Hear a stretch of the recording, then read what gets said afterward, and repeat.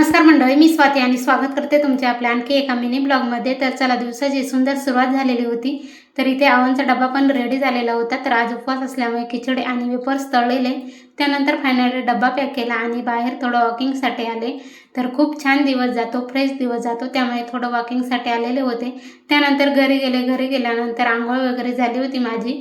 आंघोळ वगैरे झाल्यानंतर माझं स्वतःचं आवरायचं होतं। तर फायनली अगोदर स्वतःचं आवरलं, त्यानंतर बेसिक कामे आवरली आणि इथे आता आज माझ्यासाठी मटकी भात बनवायचा होता। तर यासाठी इथे एक भांडं ठेवलं, भांड्यामध्ये तेल टाकलं, तेलामध्ये आता जिरा मोहरीची फोडणी द्यायची होती।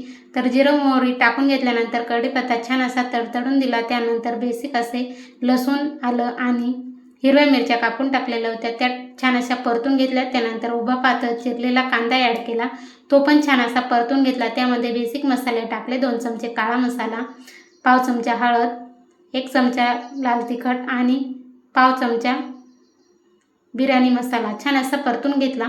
त्यानंतर त्यामध्ये मला आता ॲड करायचं होतं गरम पाणी। तर छान असं गरम पाणी यामध्ये गरम केलेलं होतं, ते ॲड केलं। त्यानंतर स्वच्छ धुतलेली मटकी यामध्ये मला वरतून ॲड करायची होती, ती छान अशी ॲड केली। मीठ टाकलं आणि उकळेपर्यंत ठेवलं। त्यानंतर उकळी आली होती, तर आता तांदूळ 1 वाटी स्वच्छ धुतलेले होते, ते मी आधी ॲड केले।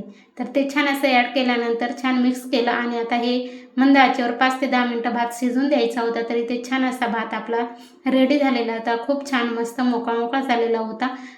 तर नक्की ट्राय करून बघा, खूप छान रेसिपी आहे। तर आपण लोणच्यासोबत पण खाऊ शकतो। तर इथे लोणचं घेतलं। तर तुम्हाला व्हिडिओ आवडल्यास चॅनलला नक्की सबस्क्राईब करा। Bye bye.